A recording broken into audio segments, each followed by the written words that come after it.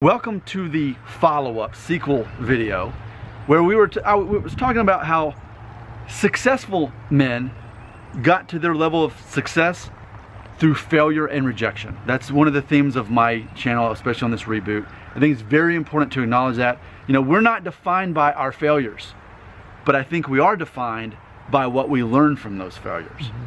And so we made a video and I was asking my dad about it, and he said, well, I've got a story about a trailer. So I can honestly tell you, I have no idea what this story's about, but this is the trailer. Let's both back up for a second. I can zoom in in a minute. Here's the trailer. Let's hear the story. Tell me about, I have no idea what you're about to tell me. So this is a story of a failure of yours.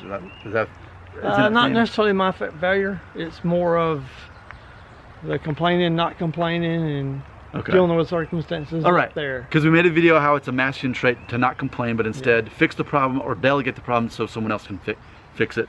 Okay, there we go. Okay. There's the motivation. Tell me the story. I don't know the story. Okay.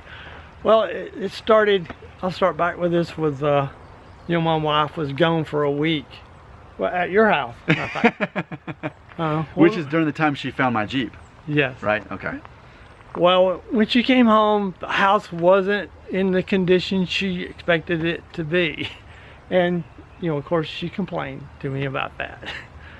Well, that was the incident that started. But the next day, I believe it was, maybe, my wife, we live on 2 acres of wooded land. She loved burning. Undergrowth, just anything. You can kind of see in the background some of the things she's been burning. Oh yeah, there's leaves. There's a burnt tree. Yeah. Well, that day she was burning leaves, and she went in the house for a little while, and then I came home, and as we were sitting at the table talking, we heard a boom. We said, what could that have been? So she came out, and then I could see on her face it wasn't good. So what we found out was, as she was burning the leaves, the fire kind of creeped up and got to my trailer.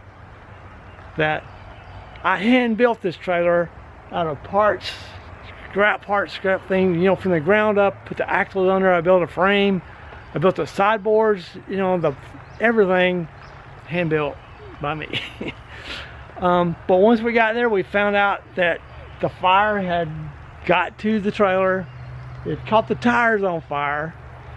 The trailer was too far away from the house. I mean, there was no way to put the fire out. A rubber tire burning cannot be put out by water. We found that out. So there was nothing to do but just stand and watch the trailer burn.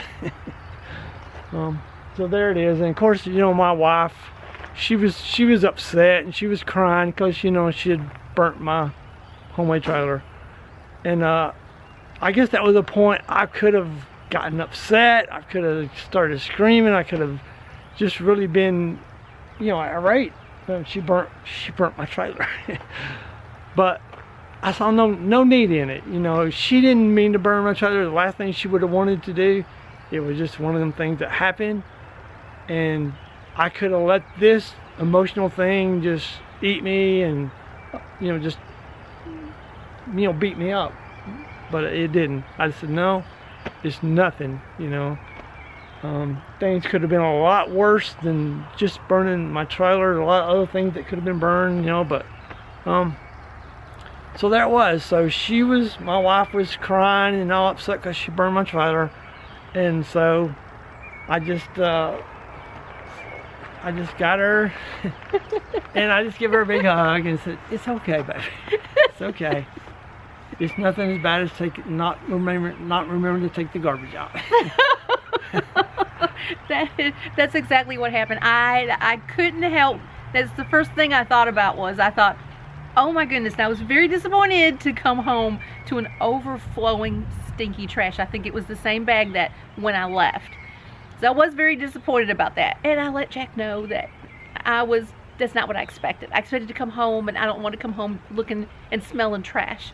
But then when I burned his trailer and he didn't even react in any negative way at all, instead he was comforting me.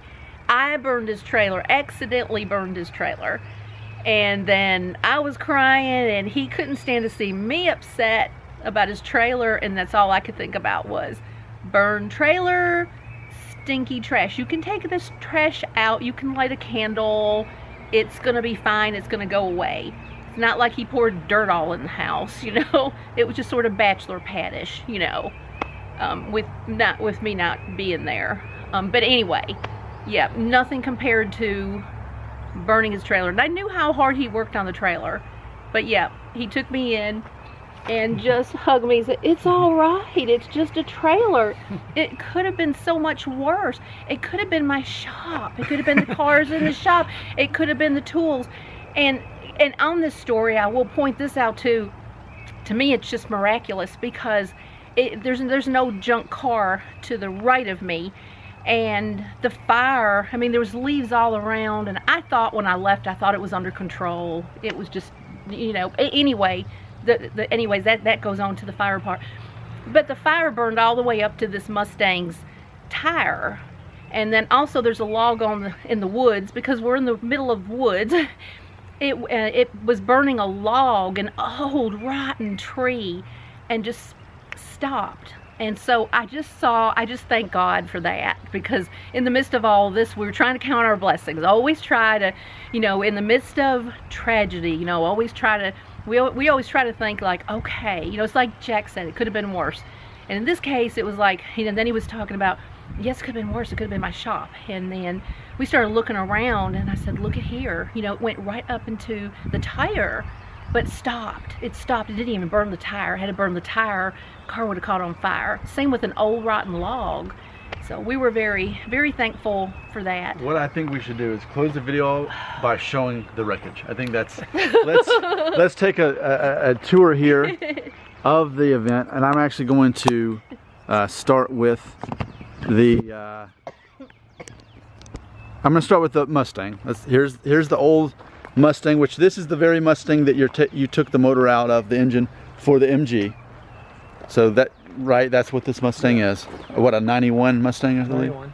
Okay. And I guess, where's the old log that you were talking about? The old log. Is that this one right here? Yes. The old log I was talking about, it was burning, and then it should have kept on burning.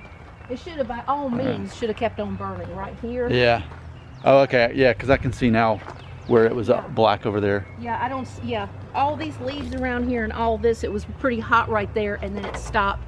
Okay. And also to this tire right here, which is just rain, but so here's the trailer, and I'm gonna do a zoom in. Man, that's an Instagram right there. I mean, man, that's just, it's melted. You don't see this very often. Just in your daily life, you don't just see melted tire. By the way, how did the fire get put out, since you weren't able to reach the... It finally just burned out. Okay, and I can see it now. So here's the tree that was burning, and then what, the tree led up to right here where it was burning? Yeah. And that's how it got so close to this tire. But it didn't get the old Mustang, which could have definitely been a much bigger issue. So, okay, that makes more sense to kind of get a 3D tour of that. I can definitely still smell it even after that. When did this happen? A couple weeks ago? Saturday? Yeah. So there we go. That was, The story of the trailer.